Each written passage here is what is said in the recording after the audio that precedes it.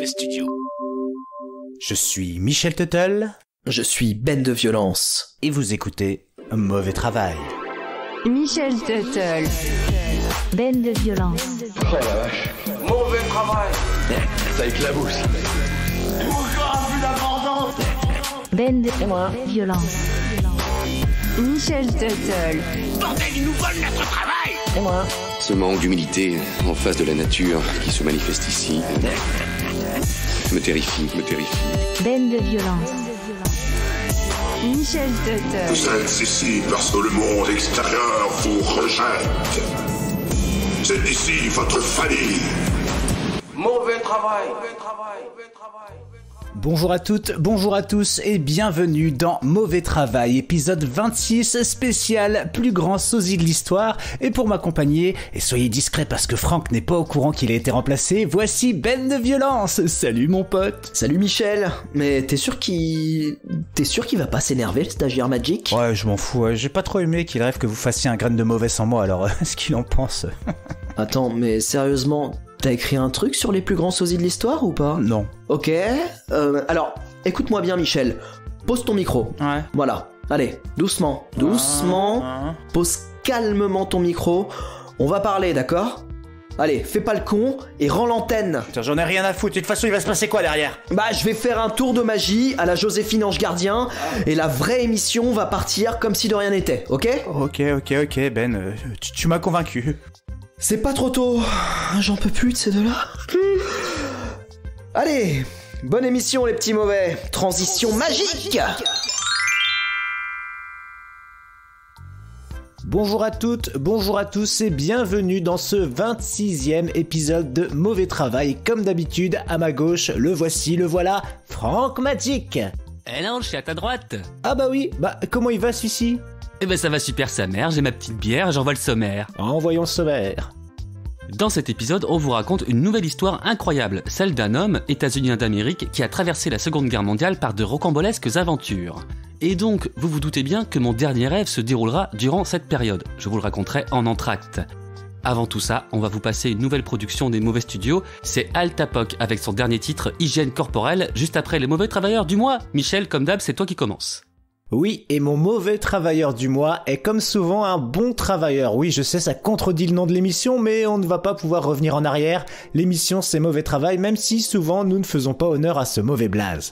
Donc, cet individu, pourvu de coussinets et d'une truffe, puisqu'il s'agissait d'un chat, a vécu des expériences plutôt faux-folles. Sam, l'insubmersible, Unsinkable Sam dans la VO, aussi connu sous le nom d'Oscar, je l'appellerai donc Oscar, était un chat de navire. Les chats de navire sont des chats qui sont chargés de chasser des rats sur les bâtiments.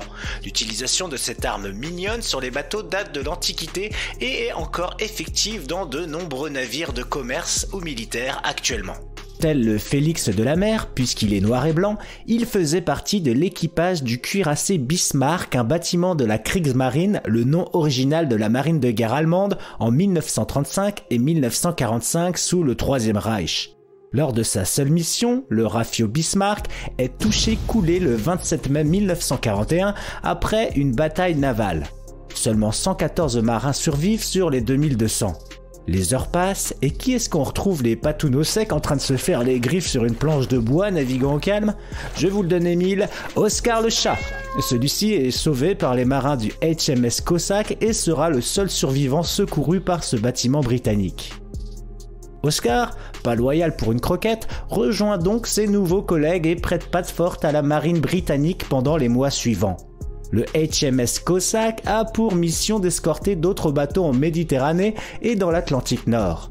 Le 24 octobre de la même année, alors que son nouvel employeur est en bateau, d'escorter un convoi entre Gibraltar et le Royaume-Uni, il est attaqué par une torpille provenant d'un sous-marin allemand.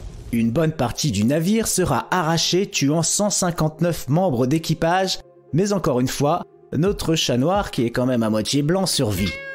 Le reste de l'équipage, Oscar en tête, sera transféré sur le destroyer HMS Legion, un autre Rafio british.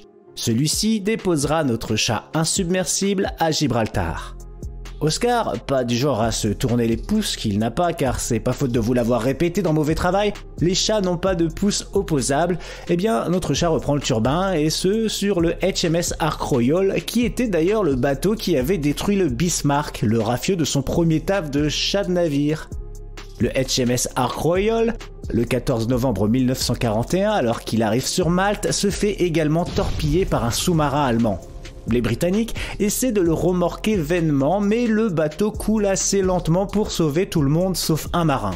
Et Oscar, il est où ? Bah, comme la première fois, on le retrouve tranquille sur une planche flottante à ronronner au milieu de la Méditerranée. Après cet épisode qu'il qualifie de mission la plus dure de sa 7e vie, Oscar dira: Bon, on peut dire que j'ai eu le fondement bordé de nouilles jusque-là, mais là je crois que je suis trop vieux pour ces conneries, j'ai envie de me poser, aller à la pêche, je prends ma retraite. Cette dernière bataille aura donc raison de la carrière incroyable d'Oscar qui sera transféré au Royaume-Uni. Il passera le reste de sa vie dans la maison des marins de Belfast et mourra 14 ans plus tard, en 1955. Cette histoire est assez folle, mais certains sceptiques pensent que cette aventure féline est un peu trop belle parce qu'il y aurait 2 photos de chats identifiés comme étant Oscar le survivant.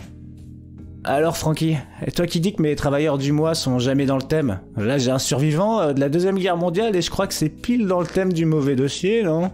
Tout à fait, Michel. Et les miens sont dans le thème aussi, puisque je vais parler en premier lieu de survivre à son suicide. C'est ce qui est arrivé en 2013 à un touriste du Massachusetts de 33 ans qui a voulu mettre fin à ses jours en sautant du 86e étage de l'Empire State Building à New York. Problème. L'étage en dessous, le 85e, est plus large. Résultat, il a chuté d'un étage.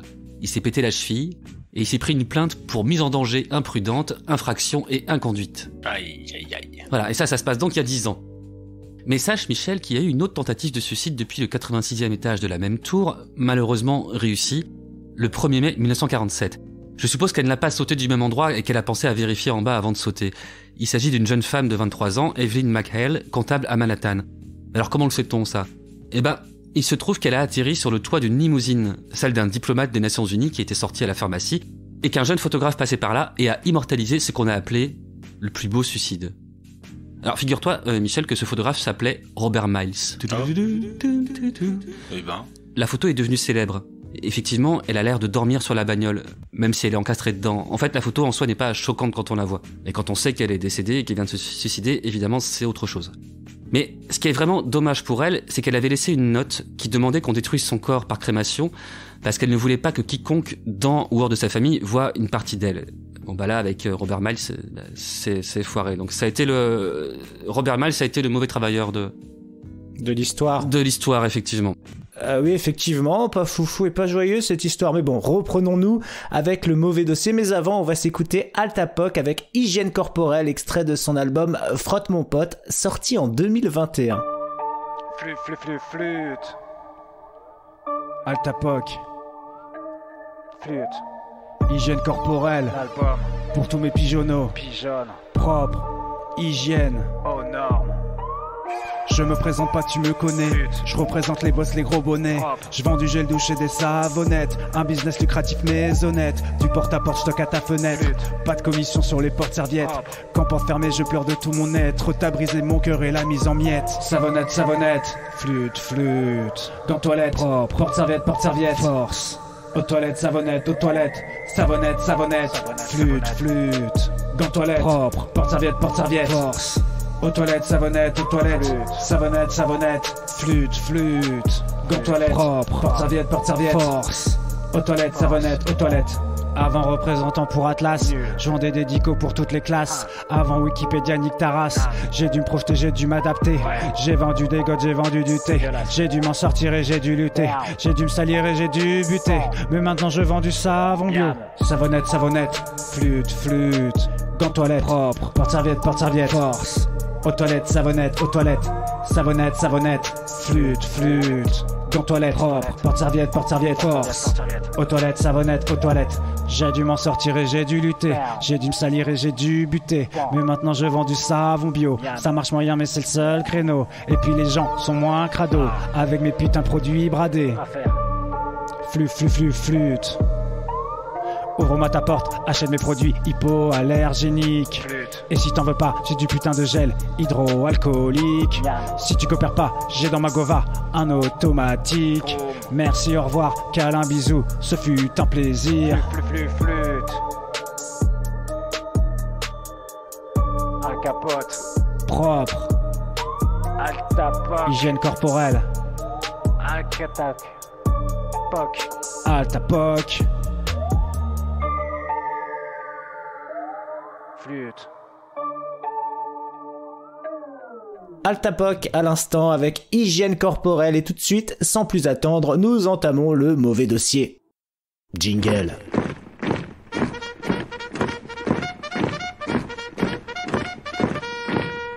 Petite mauvaise, petit mauvais, est-ce que vous êtes prêtes et prêts à écouter le destin extraordinaire de Monsieur Joseph Berle? Chef, oui, chef! Alors tendez vos esgourdes, c'est parti! La dernière fois, nous parlions d'un artiste génial, Moondog, né en 1916 à Marysville. Aujourd'hui, nous allons causer de Joseph Berle, qui lui est né le 25 août 1923 à Muskegon dans le Michigan, soit 7 ans après Monsieur Dog et à 1150 km de Marysville. Alors pourquoi je fais ce parallèle entre les deux? Eh bien parce que nos deux personnages sont nés à la même période, dans le même pays, mais leur destin n'a rien à voir et pourtant est tout aussi hallucinant en termes de détermination. Alors, qui est ce fameux Joseph, surnommé Jumpin' Joe par ses camarades de jeu? Eh bien, dans un premier temps, parlons de ses origines qui auront de l'importance pour notre histoire. Papy et Mamie Berle viennent de Bavière et émigrent aux États-Unis d'Amérique. En famille, ça parle en allemand et le jeune Joseph galère en anglais au début de sa scolarité. Quand la Grande Dépression, également appelée crise de 29, arrive dans les années 30, la famille Berle prend tarif. La Grande Dépression est une chouette période à base de crise économique et de récession qui frappe l'économie mondiale suite au krach boursier ricain de 29 jusqu'à la Seconde Guerre mondiale. Les frangins de Joseph entament des études mais doivent vite se résoudre à travailler. Et lui doit cumuler le travail à l'école et le travail chez un barbier. Il se dit que lui aussi va devoir se résoudre à quitter les études pour travailler et aider ses parents. Mais ceci arrive à le raisonner, histoire qu'un des enfants de la fratrie soit diplômé. Pas mauvais, notre grand blond obtient son diplôme d'études secondaires en juin 1942 à la St. Joseph High School. Dans le cadre de ses études, je vous rappelle qu'on est aux States, il se fait repérer par rapport à ses qualités athlétiques, au fait qu'il taquine vachement bien la batte de baseball et qu'il court super vite. Il devient ainsi joueur de baseball et évolue en Ligue majeure jusqu'en 1956. Il entraînera les Fighting Irish par la suite et prendra une retraite bien méritée dans sa ville d'origine. Voilà, c'était le fabuleux destin de Joseph Berle. Quant à nous, on se retrouve le mois prochain pour... Attends, Michel, c'est tout ?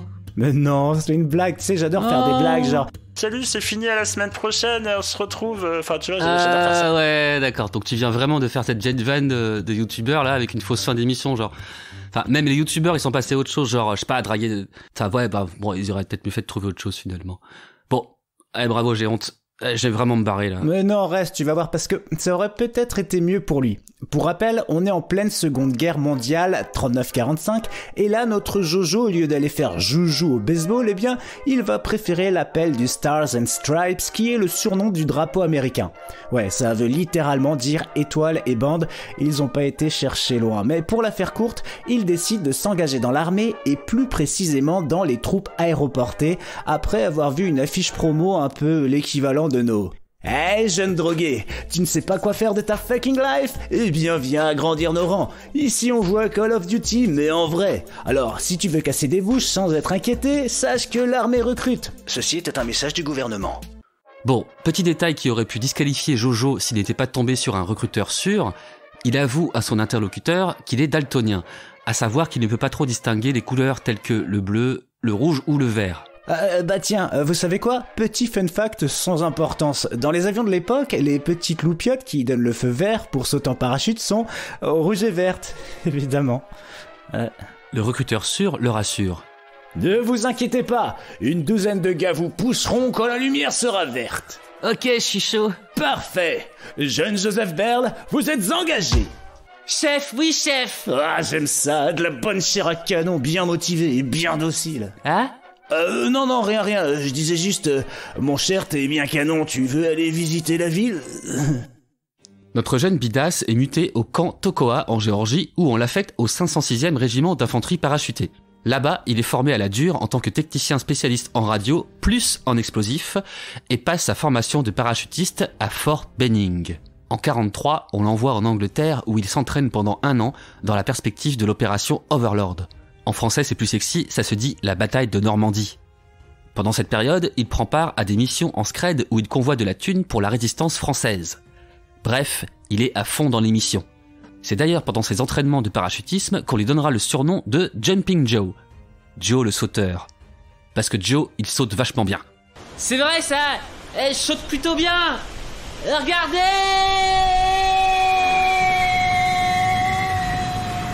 C'est vrai ça, Joe, tu sautes super bien. Tiens, une image.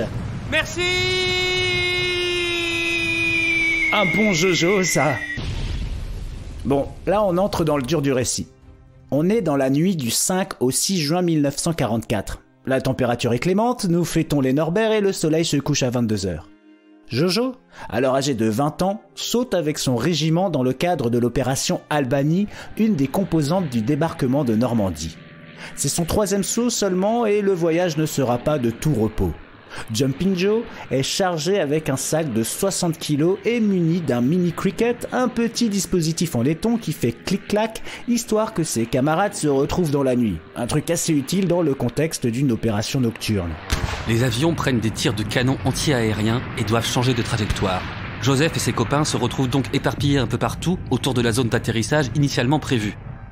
Visuellement, ça donnerait à peu près une pizza médium faite par un pizzaiolo malvoyant qui aurait balancé les olives un peu partout, sauf sur la pizza. Vous avez l'image ? On peut continuer. Berle atterrit donc sur le toit d'une église et se retrouve par la suite seul comme un con avec son mini-cricket qu'il peut balancer à présent et doit se taper une grosse rando dans le bocage normand histoire de retrouver ses collègues pendant que ceux-ci se font canarder par l'ennemi. Au passage, parce que ce n'est pas le genre à faire dans la dentelle, il sabote une station électrique appartenant aux Allemands à base d'explosifs. Manquant de chance, en progressant, il tombe dans une fosse de mitrailleuses dans laquelle se trouve une douzaine de soldats parachutistes allemands appelés les Diables Verts ou en allemand les Fallschirmjäger, bref un nom avec beaucoup trop de consonnes, vous avez capté. Première grosse déconvenue donc pour Jojo, il est fait prisonnier et est mené délicatement au quartier général allemand, et ça se passe du côté de la ville de Carentan, toujours en Normandie. Non, sur le chemin, ce n'est pas de tout repos puisque le convoi est attaqué. Le jeune soldat Berle est blessé et prend des éclats d'obus dans la bataille. Là, c'est le début de la fin, me direz-vous. Mais non. Joseph reprend conscience et très efficacement tricote un chandail pour son moment, récite l'alphabet à l'envers, se fait la trilogie du Seigneur des Anneaux en version longue et soigne 2 collègues blessés dans la foulée afin de prendre la poudre d'escampette avec eux. Oui, j'ai utilisé l'expression poudre d'escampette, mais c'est Michel qui m'y a obligé. Bon, Jojo et Co sont en fuite, mais faut pas se mentir, ça sent la galère. Ils sont blessés, sans armes, alors paf, ils se refont choper par les Allemands qui les amènent jusqu'à Tessy-sur-Vire dans un monastère.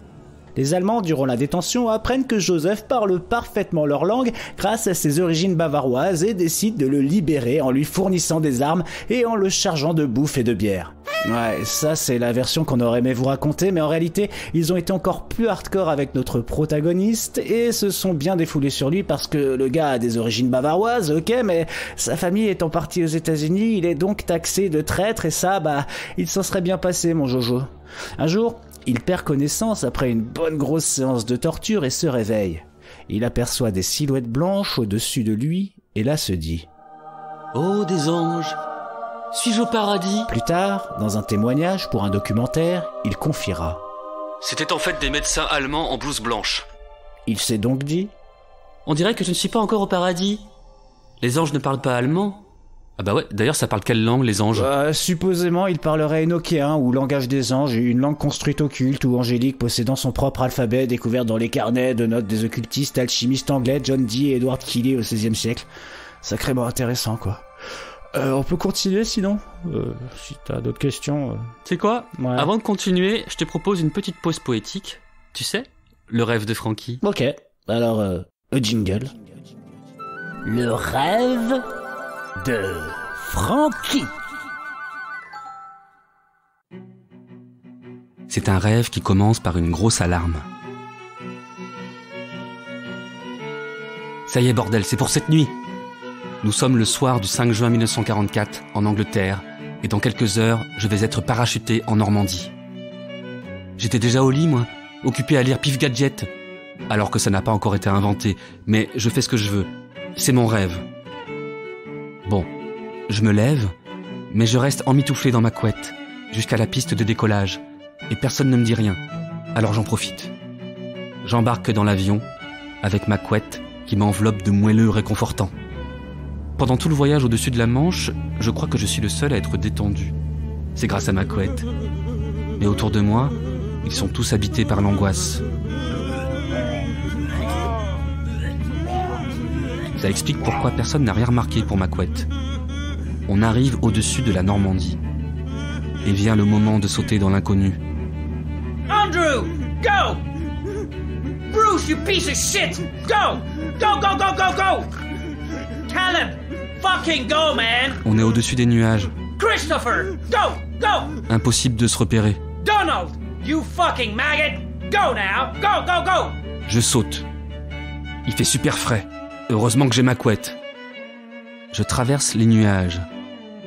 En bas, je distingue une ferme au milieu des champs. Un avion allemand! J'ai eu chaud. J'ai eu très chaud. Mais le voilà qui freine et qui fait demi-tour. Heureusement que j'ai ma couette. D'un geste élancé, je la déploie comme un filet de pêche et je la balance vers l'avion. Elle s'emmêle dans l'hélice avant. L'avion pique du nez et va se cracher dans les marécages où j'entends mes camarades se faire canarder.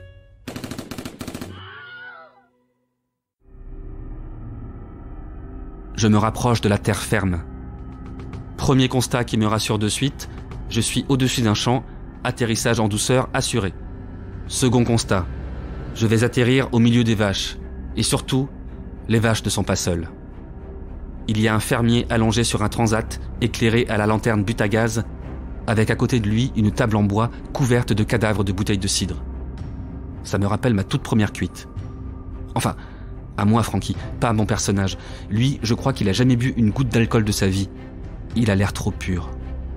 Je me pose donc à quelques mètres du fermier, et évidemment, difficile de faire discret.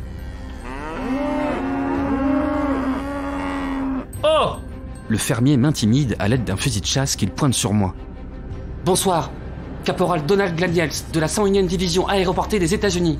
J'ai entendu les moteurs dans le ciel. J'ai tout de suite compris que c'était vous. Oui, vous voilà rassuré. Vous pouvez baisser votre arme, merci. Je vois mal ce qu'il y a de rassurant. J'ai devant moi un jeune blond joufflu en mission pour l'Empire états-unien d'Amérique qui veut envahir la France. J'ai des gosses, je veux pas les voir bouffer du chewing-gum toute la journée. Vous préférez qu'ils vivent sous le régime nazi? C'est préférable au régime chewing-gum. Et je parie que t'en as dans la poche. Oui, mais c'est pas pour moi, c'est pour les gosses. Je parie qu'ils t'ont rien dit. Bien sûr que si. Il faut surtout pas les avaler, sinon on peut mourir. Mais justement, ça t'a jamais fait te poser des questions? Pourquoi tu crois qu'ils veulent absolument que les gosses mâchent du plastique au risque de mourir? Je sais pas, parce qu'ils ont du plastique à vendre? Y a de ça, mais c'est pas tout. Le plastique, c'est le bonsaï qui cache la forêt du complot. Y a quoi sinon dans ton chewing-gum? Du sucre? Oui! Et ça, c'est le cheval de Troie qui séduit les papilles des enfants pour leur faire avaler toute une armée de perturbateurs endoctrinants. C'est quoi ça? C'est des petites enzymes, je sais pas, des bactéries, des minuscules bestioles qui montent vers le cerveau. Ça modifie les neurones, ça finit par mettre les enfants sous état d'hypnose permanente. Et là, vient la deuxième partie du plan, qui est de leur montrer des films de Walt Disney qu'ils utilisent pour diffuser des messages subliminaux, évidemment en anglais. Le but? Coloniser l'Europe par l'hypnose en implantant le patriotisme américain dans l'âme de la jeunesse. Mais c'est délirant. Je te le fais pas dire. Non mais j'y crois pas une seconde. D'où vous sortez ce gros bullshit? Ah, j'ai mes sources. Un réseau de diffusion d'informations qui fait ses propres recherches. Le cercle des propres chercheurs. Indépendant de l'occupant, mais aussi de la résistance. Cette marionnette de l'impérialisme qui prépare son occupation future avec l'aide des Russes. D'ailleurs, si par malheur, ils arrivent à leur fin, on se demande qui trahira qui. Écoutez, monsieur, comment vous vous appelez? Ernest Moreau. Et je compte pas changer pour Harvey Morrow. Non mais, monsieur Moreau, personne va vous demander de changer de nom, enfin. On vient vous libérer des nazis. Baissez votre arme et laissez-moi faire mon travail. Sinon, vos petits-enfants s'appelleront Heinrich ou Hildegard Müller. Je préfère encore ça à Kevin ou Beverly. Ah mais la question n'est pas là, enfin. Vous êtes dans un pays en guerre. Vous aussi? Mais j'apporte la paix. En faisant la guerre. Oh, le paradoxe. La guerre est finie depuis le 22 juin 1940, date de l'armistice entre le Troisième Reich et la Troisième République, gouvernée par le maréchal Philippe Pétain. Bon, trêve de blabla. Tu vas me suivre à la commandanture. Heureusement, ma voix intérieure vient me donner un coup de main. Mais attends Francky, t'as de la bouteille dans le domaine du rêve. Vas-y, prends le contrôle. Sers-toi de tes connaissances historiques. Toi-même, tu sais comment l'histoire a pu nous démontrer qu'on était beaucoup plus serein sans les nazis.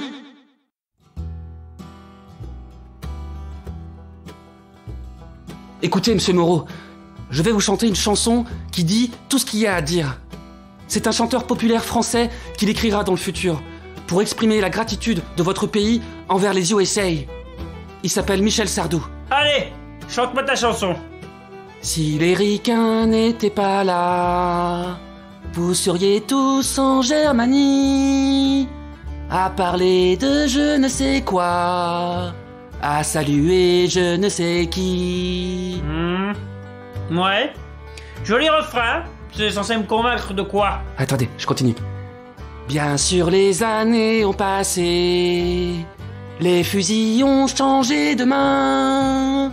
Est-ce une raison pour oublier qu'un jour on en a eu besoin? Ouais, pas mal. Mais c'est censé m'émouvoir. Attendez, je continue. Un gars venu de Géorgie, qui se foutait pas mal de toi, est venu mourir en Normandie, un matin où tu n'y étais pas. Ah, c'est vrai que c'est adorable d'avoir fait le déplacement. Tu vois Ernest, je suis venu mourir pour toi, et contrairement à la chanson, toi tu es là. Tu pourras témoigner. Tu pourras nous rendre hommage, comme Michel Sardou, qui l'a brillamment fait dans une œuvre 100% française. Bon, je me garde bien de lui préciser que la musique de cette chanson est jouée sur un arrangement country. Allez, je le sens bien ton Michel Sardou. Écoute Ernest, si tu baisses ton arme, je te parle de Jean-Marie Bigard. Tu vas adorer. Ok, je baisse mon arme. Mais avant de me parler de ton Jean-Marie Bigard, tu vas m'apprendre ta chanson. Ok, vous êtes prêts? Allez, on continue. Répétez après moi. Bien sûr les années ont passé. Bien sûr les années ont passé. On est devenus des copains. On est devenus des copains. À l'amicale du fusillé. À l'amicale du fusillé. On dit qu'ils sont tombés pour rien. On dit qu'ils sont tombés pour rien. Si les ricains n'étaient pas là, vous seriez tous en Germanie, à parler de je ne sais quoi, à saluer je ne sais qui.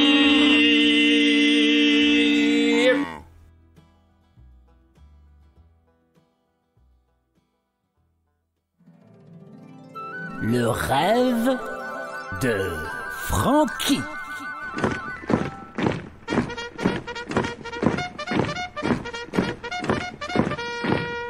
Petite mauvaise, petit mauvais, est-ce que vous êtes prêtes et prêts à écouter le destin extraordinaire de Monsieur Joseph Berle? Chef, oui, chef! Alors tendez vos esgourdes, c'est parti!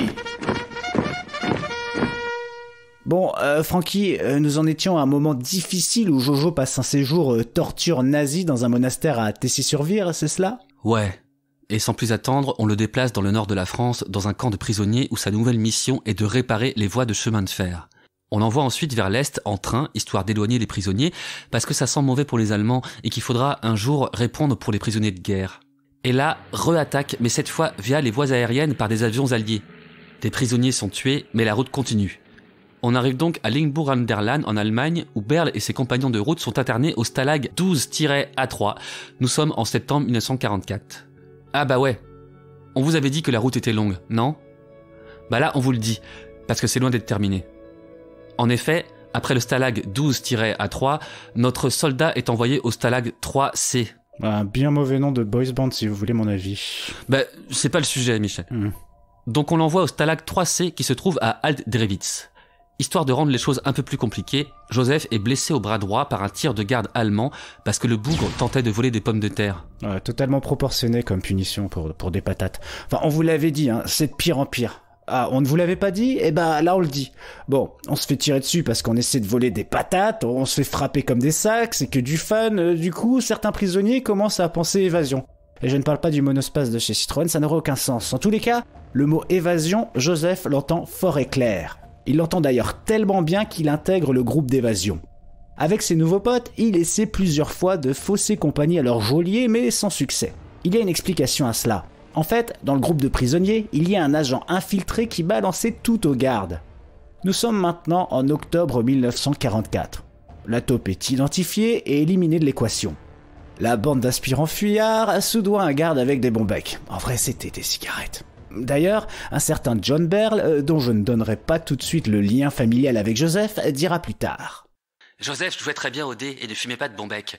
Quand il jouait au dé dans le camp, comme il n'avait pas d'argent, on jouait avec des bons becs. Et il a gagné environ 40 paquets de bons becs. C'était un millionnaire en bons becs. Il en a profité pour corrompre un garde allemand. Donc, deal de bon bec, aide du garde, et hop, tout le monde passe à travers le grillage du camp. Liberté! Mais chut! Mais t'es con quoi, tu veux te faire rechoper? Ouais, vu la tournure de l'histoire, je sais pas si c'est pas un peu la tendance de se faire choper à chaque fois, alors bon, autant célébrer le truc, je veux dire. Ouais, t'es vraiment pas le cure-dent le plus pointu de la boîte, toi. C'est toi le cure-dent. Mon Dieu, avant c'était toi, Brandon. Ils se mettent donc à courir, certains en boitant, et arrivent jusqu'à une gare de triage. Ils sautent dans un wagon de marchandises avec la ferme idée d'aller vers l'Est afin de prendre contact avec la résistance polonaise. Mais voilà, après un peu de trajet, le train s'arrête, et là, mauvaise surprise, il les a amenés à Berlin. Ouais, c'était vraiment pas ça le plan. Une fois à la capitale allemande, ils parviennent à discuter avec un travailleur allemand pour qu'il les aide, ce qu'il fait en les mettant en contact avec des résistants locaux. Une fois rencontrés, ceux-ci les cachent dans le sous-sol d'une maison. Malheureusement, le réveil est un peu douloureux puisque la maison est visitée par la Gestapo. Oh non. Et oui, c'est ainsi qu'ils sont amenés au siège de la pas joyeuse troupe à Berlin. C'est donc reparti pour du savatage de tronches dans les règles et des tortures en tout genre. Un peu plus tard, des membres de la Wehrmacht viennent les chercher pour les envoyer au Stalag 3C. Ils les enferment donc pendant une semaine. Une fois sortis de l'isolement au sein du Stalag, Berle se procure une radio histoire de s'enquérir de la situation sur le terre-terre et de l'évolution des combats. L'armée rouge progresse fortement sur le front de l'Est. Varsovie, Cracovie et Lodz se sont libérés. Bonne nouvelle pour nos Américains qui, sous l'égide de Berle, décident que quand ils se seront une fois de plus évadés, ils prendront contact avec l'armée rouge. On est au début du mois de janvier 1945 et le plan va se dérouler sans accroc. Écoutez donc. Pendant que des prisonniers simulent une grosse baston façon Pif et Hercule, Berle et deux de ses compagnons se dirigent vers l'infirmerie du camp, transportant l'un des trois sur une civière. Une fois à l'infirmerie, nos trois gaillards se faufilent dans des barils destinés à partir via un train de marchandises et là, c'est gagné. Je vais tempérer ton enthousiasme parce que le train, une fois à l'extérieur du camp, il va se renverser. Ah. Ouais. Et les deux collègues de Berle sont abattus par les gardes, mais lui, il se barre et saute dans un ruisseau glacé. Il prend finalement la direction de l'Est et marche 3 jours. Il trouve une grange et s'y cache. C'est alors qu'il entend des voix parlant russe à l'extérieur. Il sort, lève les mains en l'air et crie les 2 mots russes qu'il a appris sur Duolingo. Amerikanski Tovarich. Ce qui veut dire « Vous auriez un sandwich triangle crudité poulet avec mayo ?» Vraiment ? Ah zut, mes notions de russe sont lointaines. Alors attendez, je reprends mon dictionnaire. Ça veut dire camarade américain. Voilà, c'est plus cohérent. Alors, les soldats russes le mènent vers leur commandant, Alessandra Samoussenko, qui, après l'avoir bien cuisiné façon cornichon à la russe, lui donne la chance de combattre à ses côtés parce que dans son armée, justement, ça manque cruellement d'hommes. Il le sape comme jamais et l'équipe en armes. Et c'est parti pour de nouvelles aventures, mais cette fois aux couleurs de l'armée rouge. Il peut faire joujou avec les explosifs, sa spécialité, et avec ses nouveaux potes, il libère le Stalag 3C. On est le 31 janvier 1945. Petite anecdote, lors de la bataille, il prélève son dossier de prisonnier qu'il gardera pour toujours comme souvenir. L'armée poursuit son offensive vers Berlin, et ouais, le gars il en aura fait des allers-retours, et donc Jojo confiera plus tard avoir participé aux combats les plus hardcore de sa carrière. Nous sommes maintenant en février. Jojo, toujours au combat, est sur un char Sherman, toujours en direction de la capitale allemande. Son convoi est attaqué et Joseph est gravement blessé. Non, encore une fois.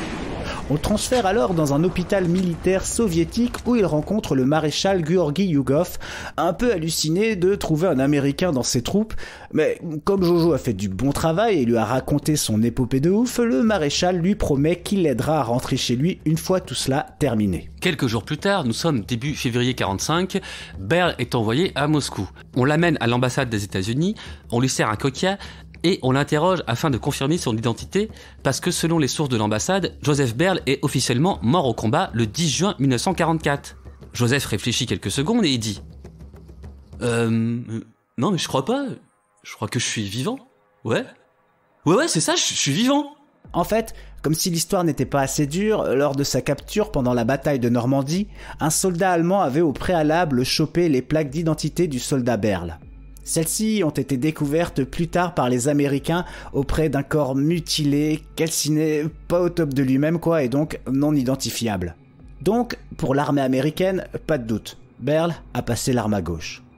Et comme ça se faisait à l'époque, on envoyait un télégramme à la famille et autant vous dire que ce genre de télégramme fait très très mal.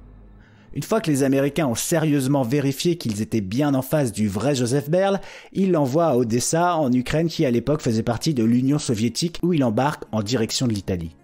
On le soigne, on l'opère rapport aux éclats d'obus présents dans son corps, et le 1er avril 1945, 2 officiers arrivent vers lui, enlèvent leur masque façon Scooby-Doo, et avec un accent allemand lui disent « Tu croyais que la guerre était finie ? Et moi, c'est Guillaume Canet. » Non mais arrête, c'est pas drôle ça. En plus, ça me fait peur. Refais plus jamais ça, surtout avec Guillaume Canet. Je reprends. Là, on touche à la fin. Nous sommes le 21 avril 1945. Joseph a vraiment été ramené à Muskegon, dans le Michigan, sa ville natale, et retrouve enfin sa famille. Après cela, il continuera sa vie où il deviendra chef des expéditions dans une grosse compagnie. Il se mariera, aura une fille, 2 garçons, dont l'un fera la guerre du Vietnam. Ouais, l'hérédité, tout ça.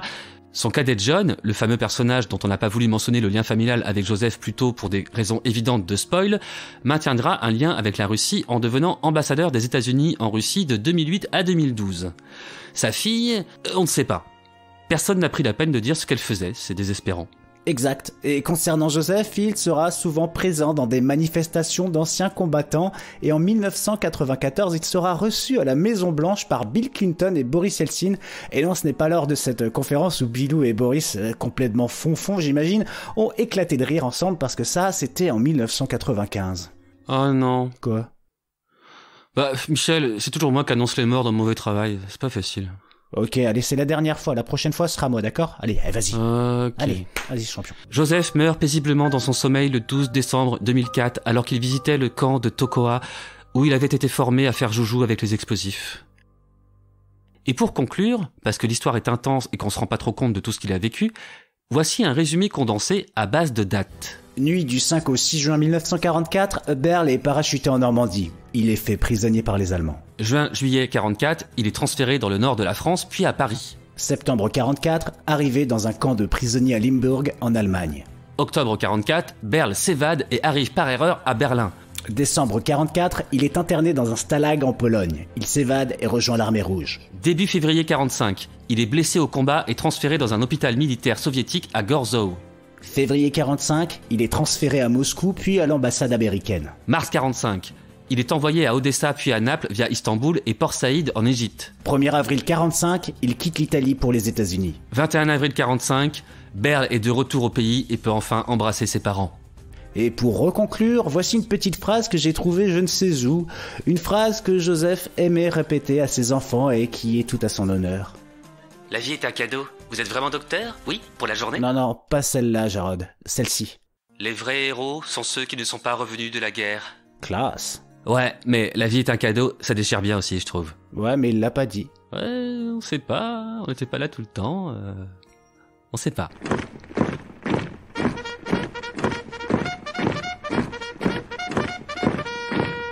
C'était un classique mauvais travail, on espère que vous avez aimé ça. On refait un petit big up d'ailleurs à Jaime Joaquin pour sa participation à l'émission précédente et on ne peut que vous conseiller d'aller écouter son dernier single servi par un clip réalisé par lui-même.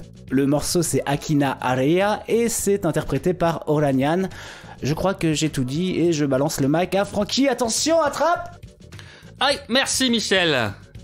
Eh ben, j'ai rien à dire d'autre pour conclure. Écoutez les petits mauvais, je vous donne rendez-vous dans l'épisode 27. Tout à fait. Générique.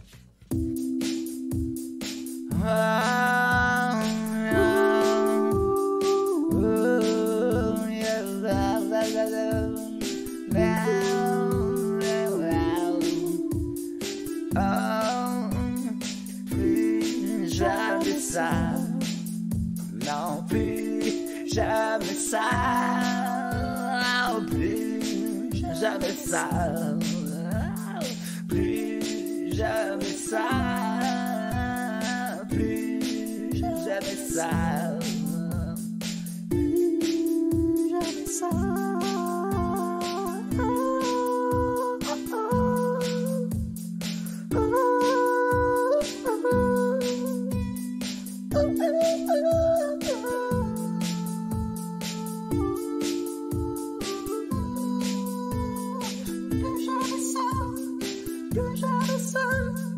Plus jamais ça, plus jamais ça.